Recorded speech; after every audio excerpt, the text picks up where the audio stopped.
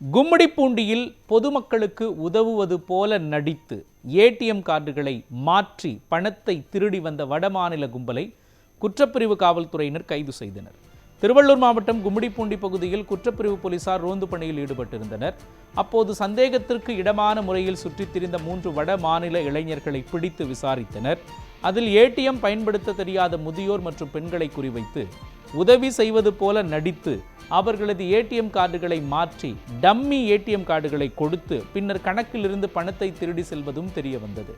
இதையடுத்து உத்தரப்பிரதேசத்தைச் சேர்ந்த முகமது அமீர், ஆதில் ரஷீத், நஹீன் முஜென் ஆகிய 3 போலீசார் கைது செய்து அவர்களிடமிருந்து 94 ஏடிஎம் கார்டுகளை பறிமுதல் செய்தனர். இந்த மோசடியில் தொடர்புடைய மற்ற நபர்கள் குறித்து போலீசார் தொடர்ந்து விசாரணை மேற்கொண்டு வருகின்றனர்.